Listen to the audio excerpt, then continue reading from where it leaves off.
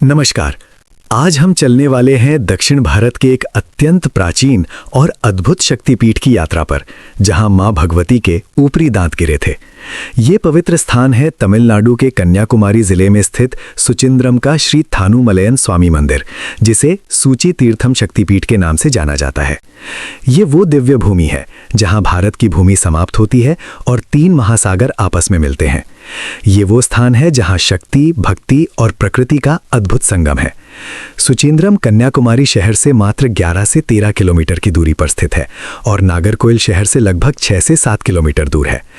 ये क्षेत्र नांजिल नागू के नाम से जाना जाता है, जो तमिल और केरल संस्कृतियों का अद्भुत मिश्रण है। जब आप इस क्षेत्र में प्रवेश करते हैं तो नारियल के हरे भरे बागान, मंदिरों के ऊंचे गोपुरम और समुद्री हवाओं की ताजगी आपका स्वागत करती है। ये दक्षिण भारत की वो पवित्र भूमि है जहां हिंद महासागर, अरब सागर और बंगाल की खाड़ी का संगम होता है। सुचिंद्रम नाम की उत्पत्ति एक अत्यंत रोचक पौराणिक कथा से जुड़ी है। सुचि का अर्थ है शुद्धि या पवित्रता और इंद्रम का अर्थ है इंद्र से संबंधित। पौराणिक कथा के अनुसार देवराज इंद्र को महर्षि गौतम ने एक शाप दिया था। कहानी ये है कि इंद्र ने गौतम ऋषि की पत्नी अहल्या के साथ छल किया था। इस पाप के कारण गौतम ऋषि ने इंद्र को शाप दिया। शापित इंद्र ने मुक्ति की खोज में अनेक तीर्थों की यात्रा की, लेकिन कहीं भी उन्हें शांति नहीं मिली। अंत में इंद्र इस पवित्र स्थान पर आए और यहाँ त्रिमूर्ति की आराधना की। भगवान शिव, विष्णु और ब्रह्मा की संयुक्त कृपा से इंद्र के सभी पाप धुल गए और वे शुद्ध हो गए। इसीलिए इस स्थान का नाम सुचिंद्रम पड़ा, अर्थात वो स्थान जहां इंद्र शुद्ध हुए। ऐसी मान्यता है कि कृतज्ञता में इंद्र ने यहाँ त्रिमूर्ति मंदिर की स्थापना की और आज भी वे प्रत्येक रात्रि को गुप्त रूप से यहाँ आकर अर्धजाम पूजा करते हैं। पौराणिक कथा के अनुसार जब दक्ष प्रजापति के यज्ञ में माता सती ने अपने प्राण त्यागे और भगवान शिव उनके शव को लेकर तांडव नृत्य करने लगे, तब भगवान विष्णु ने सुदर्शन चक्र से माता सती के शरीर के 51 खंड किए। ये पवित्र खंड जहां जहां गिरे वे स्थान शक्तिपीठ कहलाए। इसी क्रम में माता सती के ऊपरी दांत इस पवित्र स्थान पर गिरे और यहाँ सूची तीर्थम शक्तिपीठ की स्थापना हुई। दांत मानव शरीर में अत्यंत विशेष अंग है। दांत शक्ति का प्रतीक है, दृढ़ता का प्रतीक है और आत्मविश्वास का प्रतीक है। जब कोई मुस्कुराता है तो दांत सबसे पहले दिखते हैं। इसलिए दांत सौंदर्य और आकर्षण का भी प्रतीक हैं। ऊपरी दांत विशेष रूप से वाणी को स्पष्टता और मधुरता प्रदान करते हैं। बिना दांतों के ना तो सही उच्चारण संभव है और ना ही भोजन को ठीक से चबाना। इसलिए दांत जीवन की मूलभूत शक्तियों का प्रतिनिधित्व करते हैं। इस शक्तिपीठ में मां भगवती नारायणी देवी के रूप में विराजमान है। नारायणी नाम का अर्थ है भगवान नारायण, अर्थात विष्णु की शक्ति। ये नाम इस बात का संकेत है कि यहाँ शक्ति और विष्णु दोनों की उपासना का विशेष महत्व है। मां नारायणी वो शक्ति हैं जो संपूर्ण सृष्टि का पालन करती हैं, जो भक्तों को संकट से मुक्ति दिलाती हैं और जो धर्म की रक्षा करती हैं। दुर्गा सप्तशती में भी मां को नारायणी कहकर स्तुति की गई है। यहाँ भैरव को संहार भैरव के नाम से जाना जाता है। संहार का अर्थ है विनाश या अंत करना। संहार भैरव भगवान शिव का वो रौद्र रूप हैं जो अधर्म का, पाप का और नकारात्मक शक्तियों का संहार करते हैं। शक्तिपीठों में भैरव की उपस्थिति अनिवार्य होती है और यहाँ भगवान शिव संहार भैरव के रूप में मां नारायणी के रक्षक और सहायक के रूप में विराजमान हैं। थानुमलयन मंदिर भारत के उन अत्यंत दुर्लभ मंदिरों में से एक है जहां त्रिमूर्ति की पूजा एक ही लिंग के रूप में होती है। मंदिर का नाम ही इस रहस्य को समझाता है। स्थानु शिव का नाम है, माल विष्णु का नाम है और अयन ब्रह्मा का नाम है। इन तीनों नामों को मिलाकर स्थानुमलयन या थानुमलयन बना। गर्भगृह में स्थापित शिवलिंग में 3 भाग हैं। ऊपरी भाग शिव का प्रतीक है, मध्य भाग विष्णु का प्रतीक है और निचला भाग ब्रह्मा का प्रतीक है। ये एकमात्र ऐसा लिंग है जो सृष्टि के तीनों प्रमुख देवताओं का प्रतिनिधित्व करता है। मंदिर की वास्तुकला द्रविड़ शैली का उत्कृष्ट नमूना है। मंदिर का पूर्वी गोपुरम सबसे भव्य है, जो लगभग 44 मीटर अर्थात 144 फीट ऊंचा है और 11 मंजिलों का है। इसकी सफेद बाहरी दीवारें दूर से ही दिखाई देती हैं। मंदिर परिसर अत्यंत विशाल है और इसमें 1000 से अधिक नक्काशीदार स्तंभ हैं। इन स्तंभों पर रामायण और महाभारत के दृश्यों केरे गए हैं, जो प्राचीन शिल्पकला का अद्भुत नमूना है। मंदिर की सबसे प्रसिद्ध विशेषता है इसके संगीत स्तंभ। अलंकार मंडपम में 4 विशाल स्तंभ हैं, प्रत्येक 18 फीट ऊंचा, जो एक ही पत्थर से तराशे गए हैं। इन स्तंभों को थपथपाने से अलग अलग वाद्य यंत्रों की ध्वनि निकलती है। एक स्तंभ से मृदंगम की आवाज आती है, दूसरे से सितार की, तीसरे से तंबूरा की और चौथे से जल तरंग की। ये प्राचीन भारतीय शिल्पकारों की अद्भुत प्रतिभा का प्रमाण है। उन्होंने पत्थर में संगीत भर दिया। वैज्ञानिक आज भी इस रहस्य को पूरी तरह समझ नहीं पाए हैं कि एक ही पत्थर से विभिन्न स्वर कैसे निकलते हैं। मंदिर परिसर में 22 फीट ऊंची हनुमान जी की एकाश्म प्रतिमा स्थापित है, जो एक ही ग्रेनाइट पत्थर से बनाई गई है। इस प्रतिमा का इतिहास बहुत रोचक है। 18वीं शताब्दी में जब मैसूर की सेनाओं के आक्रमण का भय था, तब स्थानीय लोगों ने इस विशाल मूर्ति को भूमि में गाड़ दिया ताकि आक्रमणकारी इसे नष्ट न कर सकें। लगभग 190 वर्षों तक ये मूर्ति भूमि के नीचे छिपी रही। सन 1930 में एक आकस्मिक खुदाई के दौरान ये मूर्ति फिर से प्रकट हुई। आज ये मूर्ति मंदिर के प्रमुख आकर्षणों में से एक है। भक्त हनुमान जी की इस मूर्ति पर मक्खन का लेप चढ़ाते हैं और ये परंपरा सदियों से चली आ रही है। मंदिर में एक और अत्यंत दुर्लभ मूर्ति है जो विनायकी की है। विनायकी गणेश जी का स्त्री रूप है। ये हिंदू धर्म में अत्यंत दुर्लभ प्रतिमाओं में से एक है और बहुत कम मंदिरों में इसके दर्शन होते हैं। इसके अतिरिक्त अष्टधातु से निर्मित भगवान विष्णु की प्रतिमा भी यहाँ विराजमान है। मंदिर में 13 फीट ऊंचा और 21 फीट लंबा नंदी भी स्थापित है, जो चूने और गारे से निर्मित है। मंदिर का नृत्य मंडपम भी अत्यंत भव्य है। यहाँ के स्तंभों पर नटराज के विभिन्न भाव भंगिमाएं उकेरी गई हैं, जो भरतनाट्यम के 108 करणों को दर्शाती हैं। ये मंदिर कला, संगीत और शिल्प का एक जीवन संग्रहालय है। मंदिर में पूजा अर्चना की प्राचीन परंपरा आज भी जीवित है। प्रतिदिन 6 पूजाएं होती हैं। प्रातःकाल 5:30 बजे मंगला आरती से दिन की शुरुआत होती है। फिर अभिषेक और श्रृंगार होता है। मध्याह्न में विशेष पूजा होती है। संध्या काल में दीपाराधना का अत्यंत मनोहर दृश्य होता है, जब हजारों दीपों की रोशनी में मंदिर जगमगा उठता है। रात्रि में शयन पूजा के साथ दिन की अंतिम आराधना होती है। यहाँ की पूजा तमिल और संस्कृत दोनों भाषाओं में होती है, जो इसे वैदिक परंपरा का एक आदर्श केंद्र बनाती है। मां नारायणी को लाल फूल, कमल, नारियल और केला विशेष रूप से प्रिय है। दक्षिण भारतीय परंपरा के अनुसार मां को साड़ी और सोने के आभूषण अर्पित किए जाते हैं। भक्त मां को तेल का तेल, घी और शहद का अभिषेक करते हैं। विशेष पूजा में मां को 108 कमल के फूल अर्पित किए जाते हैं। प्रसाद में लड्डू, पायसम और वड़ा मुख्य रूप से वितरित किए जाते हैं। मंदिर में विभिन्न पर्वों पर भव्य उत्सव मनाए जाते हैं। सबसे प्रमुख उत्सव मार्गजी कार फेस्टिवल है, जो दिसंबर-जनवरी में 10 दिनों तक मनाया जाता है। इस उत्सव में भगवान की प्रतिमा को विशाल रथ पर सजाकर नगर भ्रमण कराया जाता है। हजारों भक्त इस रथ यात्रा में भाग लेते हैं। नवरात्रि का पर्व यहाँ अत्यंत विशेष रूप से मनाया जाता है। 9 दिनों तक मां नारायणी की विशेष पूजा होती है। प्रत्येक दिन मां को अलग अलग रूप में सजाया जाता है। अष्टमी और नवमी के दिन कन्या पूजन होता है। महाशिवरात्रि पर रात भर जागरण और पूजा होती है। चित्रई उत्सव अप्रैल-मई में मनाया जाता है। मासी मगम फरवरी-मार्च में होता है, जब भक्त समुद्र में स्नान करके मंदिर में दर्शन करते हैं। मां सूची तीर्थम से कई चमत्कारिक कहानियां जुड़ी हुई हैं। स्थानीय लोग बताते हैं कि मां नारायणी ने अनगिनत बार अपने भक्तों की रक्षा की है। एक प्रसिद्ध कहानी है कि नागरकोइल के पास एक वृद्ध महिला थी, जिनके दांत पूरी तरह खराब हो गए थे। उन्हें भयंकर दांत दर्द रहता था और कोई चिकित्सा काम नहीं कर रही थी। किसी ने उन्हें सूची तीर्थम शक्तिपीठ जाने की सलाह दी। उन्होंने 21 दिनों तक प्रतिदिन मंदिर जाकर मां नारायणी की आराधना की। धीरे धीरे उनका दर्द कम हुआ और कुछ ही समय में उनकी समस्या पूरी तरह ठीक हो गई। आज वे नियमित रूप से मंदिर जाती हैं और मां का गुणगान करती हैं। दूसरी कहानी है एक युवक की, जो वाणी संबंधी समस्या से पीड़ित था। वो बोल तो सकता था, लेकिन उसकी वाणी में स्पष्टता नहीं थी और लोग उसकी बात समझ नहीं पाते थे। इस कारण उसे नौकरी नहीं मिल रही थी और वो हताश हो गया था। उसकी मां उसे सूची तीर्थम लेकर आई और मां नारायणी से प्रार्थना की। कुछ महीनों तक नियमित दर्शन के बाद उसकी वाणी में अद्भुत सुधार हुआ। आज वो एक सफल शिक्षक है और मां की कृपा को कभी नहीं भूलता। तीसरी कहानी है एक परिवार की, जो गंभीर आर्थिक संकट में था। पिता का व्यापार डूब गया था। बच्चों की पढ़ाई का खर्च उठाना मुश्किल हो गया था। उन्होंने मार्गशी उत्सव के दौरान मंदिर में मां से प्रार्थना की और संकल्प लिया कुछ ही सप्ताहों में उन्हें एक अप्रत्याशित अवसर मिला और उनका व्यापार फिर से चल पड़ा। आज वो परिवार प्रत्येक वर्ष मार्गशी उत्सव में अवश्य आता है।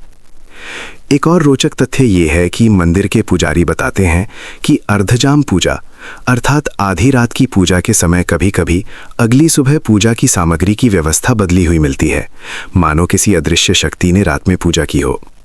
स्थानीय मान्यता है कि ये देवराज इंद्र हैं जो अपनी शुद्धि के प्रति कृतज्ञता स्वरूप आज भी प्रत्येक रात्रि को यहाँ आकर पूजा करते हैं। ये कथा इस मंदिर को एक रहस्यमय आभा प्रदान करती है। इस मंदिर की एक और विशेष बात यह है कि ये कन्याकुमारी से निकटता के कारण शिव और कन्याकुमारी की अद्भुत कथा से भी जुड़ा है। कन्याकुमारी देवी पार्वती का एक रूप मानी जाती हैं, जो भगवान शिव से विवाह करना चाहती थीं। कहा जाता है कि उनका विवाह सुचिंद्रम में होना था, लेकिन देवताओं की चाल से विवाह नहीं हो सका क्योंकि मुहूर्त बीत गया। इस कथा के कारण सुचिंद्रम और कन्याकुमारी आध्यात्मिक रूप से एक दूसरे से जुड़े हैं। मंदिर का इतिहास अत्यंत प्राचीन और गौरवशाली है। पुराणों के अनुसार ये स्थान सतयुग से ही तीर्थ स्थल रहा है। देवराज इंद्र ने जब यहाँ शुद्धि प्राप्त की तो उन्होंने त्रिमूर्ति मंदिर की स्थापना की। ऐतिहासिक साक्ष्यों के अनुसार पांड्य राजवंश के शासनकाल में इस मंदिर को विशेष महत्व प्राप्त हुआ। 9वीं और 10वीं शताब्दी के शिलालेख यहाँ पाए गए हैं, जिनमें राजा वीर नारायण और राजा सिंह का उल्लेख मिलता है। चोल वंश के शासक परांतक प्रथम और राजराज चोल ने भी इस मंदिर के विकास में योगदान दिया। 17वीं शताब्दी में मदुरई नायक वंश के थिरुमलई नायक ने मंदिर का व्यापक नवीनीकरण कराया और वर्तमान मंदिर की अधिकांश संरचना इसी काल की है। त्रावणकोर राजवंश ने भी इस मंदिर को विशेष संरक्षण दिया। 18वीं शताब्दी में मैसूर की सेनाओं के आक्रमण का भय होने पर स्थानीय लोगों ने मंदिर की बहुमूल्य मूर्तियों को भूमि में छिपा दिया। त्रावणकोर के राजा मार्तांड वर्मा ने मंदिर का पुनर्निर्माण कराया। आज़ादी के बाद यह मंदिर तमिलनाडु सरकार के हिंदू धार्मिक एवं धर्मार्थ बंदोबस्ती विभाग के अंतर्गत आता है। आज यह मंदिर भारतीय पुरातत्व सर्वेक्षण और तमिलनाडु सरकार दोनों के संरक्षण में है और प्रतिवर्ष लाखों भक्त और पर्यटक यहाँ आते हैं। तमिल संस्कृति में इस मंदिर का अत्यंत विशेष स्थान है। तमिल भक्ति साहित्य में इस मंदिर का उल्लेख अनेक बार मिलता है। प्रसिद्ध तमिल कवि और संतों ने इस मंदिर की स्तुति में अनेक भजन और कविताएं लिखी हैं। भरतनाट्यम और कर्नाटक संगीत की परंपरा इस मंदिर से गहराई से जुड़ी है। मंदिर के नृत्य मंडपम में प्राचीन काल से नृत्य और संगीत के कार्यक्रम आयोजित होते रहे हैं। आज भी मार्गजी उत्सव के दौरान यहाँ भव्य सांस्कृतिक कार्यक्रम आयोजित किए जाते हैं, जिनमें देश भर के कलाकार भाग लेते हैं। अब विस्तार से बात करते हैं सूची तीर्थम शक्तिपीठ से जुड़ी 6 प्रमुख मान्यताओं और लाभों के बारे में, जो माता सती के ऊपरी दांत गिरने से संबंधित हैं। पहली मान्यता यह है कि यहाँ दर्शन करने से दांतों से संबंधित सभी समस्याएं दूर होती हैं। माता सती के ऊपरी दांत यहाँ गिरे थे, इसलिए जो भक्त दांत दर्द, दांतों के कमजोर होने, मसूड़ों की सूजन या मुख की किसी भी बीमारी से पीड़ित हैं, वे यहाँ आकर मां नारायणी से प्रार्थना करते हैं। माना जाता है कि मां की कृपा से इन समस्याओं में राहत मिलती है। यहाँ आने वाले अनेक भक्तों ने अपने अनुभव साझा किए हैं कि उनकी दांतों की समस्या में चमत्कारिक सुधार हुआ। दूसरी मान्यता है कि यहाँ दर्शन करने से वाणी में मधुरता और स्पष्टता आती है। दांत वाणी के उच्चारण में अत्यंत महत्वपूर्ण भूमिका निभाते हैं। बिना दांतों के अनेक अक्षरों का सही उच्चारण संभव नहीं है। इसलिए माता सती के दांत गिरने के कारण इस स्थान पर वाणी से संबंधित विशेष शक्ति विद्यमान है। जो लोग वक्ता हैं, शिक्षक हैं, गायक हैं या जिनका कार्य बोलने से जुड़ा है, उनके लिए ये स्थान विशेष रूप से लाभकारी माना जाता है। मां की कृपा से वाणी में अद्भुत मधुरता और प्रभाव आता है। तीसरी मान्यता है कि यहाँ दर्शन करने से मुख की सुंदरता और चेहरे पर दिव्य तेज आता है। दांत मुस्कान की सुंदरता का आधार है। जब कोई व्यक्ति मुस्कुराता है तो उसके दांत सबसे पहले दिखते हैं। माता सती के ऊपरी दांत गिरने के कारण इस स्थान पर सौंदर्य की विशेष शक्ति विद्यमान है। जो भक्त सच्चे मन से मां नारायणी की प्रार्थना करते हैं, उनके मुख पर दिव्य कांति आती है, उनकी मुस्कान में आकर्षण बढ़ता है और उनके व्यक्तित्व में एक अलग ही चमक आ जाती है। चौथी मान्यता है कि यहाँ दर्शन करने से भोजन और पाचन से संबंधित समस्याओं में राहत मिलती है। दांतों का सीधा संबंध भोजन को चबाने से है। यदि दांत ठीक से काम नहीं करते तो भोजन सही से नहीं चबाया जा सकता, जिससे पाचन की समस्या होती है। इसलिए माता सती के दांत गिरने के कारण इस स्थान पर अन्न और पोषण से संबंधित विशेष आशीर्वाद प्राप्त होता है। जो भक्त भूख न लगना, खाना ना पचना या पेट की किसी समस्या से परेशान हैं, वे यहाँ आकर मां से प्रार्थना करते हैं। 5वीं मान्यता है कि यहाँ दर्शन करने से आत्मविश्वास और दृढ़ता में वृद्धि होती है।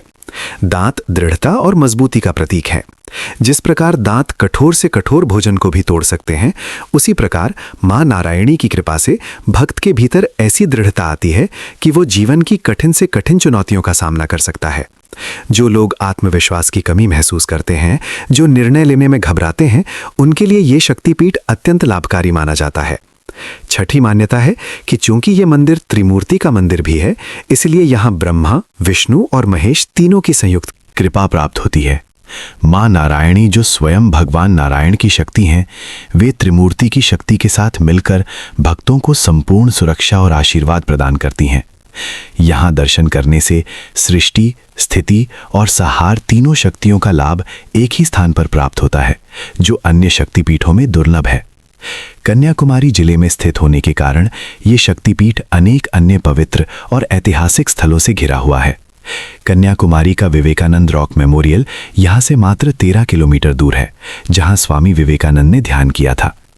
133 फीट ऊंची तिरुवल्लुवर प्रतिमा समुद्र में स्थित है, जो महान तमिल कवि और दार्शनिक तिरुवल्लुवर को समर्पित है। पद्मनाभपुरम पैलेस यहाँ से लगभग 20 किलोमीटर दूर है, जो ट्रावनकोर राजवंश का भव्य महल है। तिरुपरप्पु जलप्रपात सौंदर्य का अद्भुत उदाहरण है। गांधी स्मारक भी कन्याकुमारी में स्थित है, जहां महात्मा गांधी की अस्थियां रखी गई हैं। कन्याकुमारी में सूर्योदय और सूर्यास्त दोनों का दृश्य अत्यंत मनमोहक है। पूर्णिमा की रात्रि को यहाँ एक ही क्षितिज पर सूर्यास्त और चंद्रोदय एक साथ देखा जा सकता है, जो अत्यंत दुर्लभ प्राकृतिक दृश्य है। मथुर हैंगिंग ब्रिज भी एक अनोखा इंजीनियरिंग चमत्कार है, जो देखने योग्य है।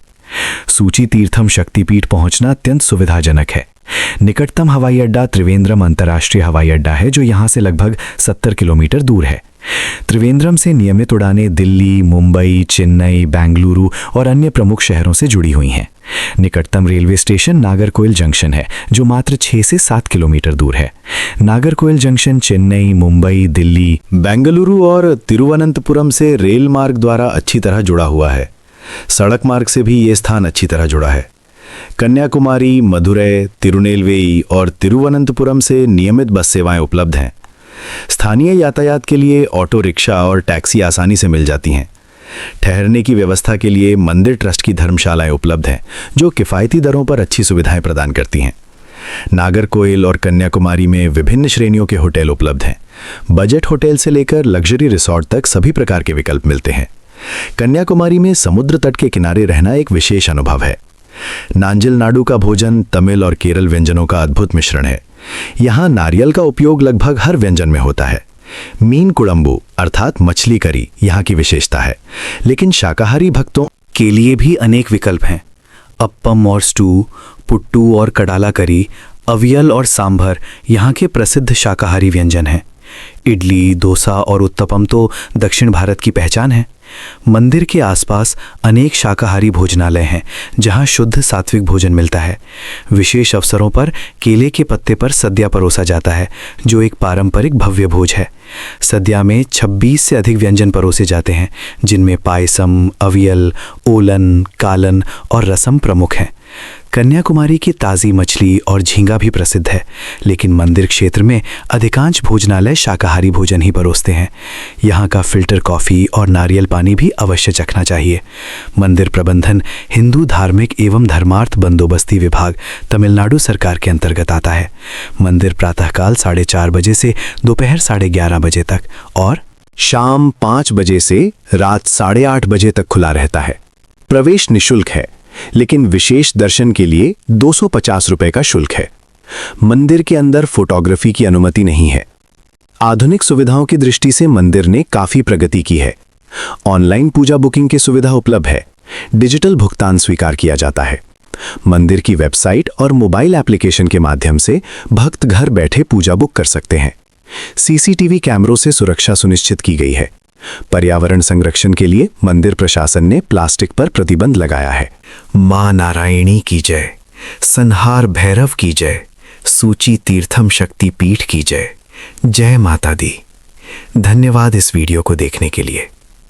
हम सिडनी, ऑस्ट्रेलिया में माँ काली का मंदिर बना रहे हैं। ये सिर्फ एक इमारत नहीं, बल्कि माँ की शक्ति और भक्ति का जागृत केंद्र होगा। अगर आप भी इस दिव्य प्रयास का हिस्सा बनना चाहते हैं, तो कृपया हमारी वेबसाइट पर जाएं और अपना सहयोग दें। आपका छोटा सा योगदान माँ आद्या काली के इस पवित्र मिशन को साकार करने में मदद करेगा। जय माँ काली।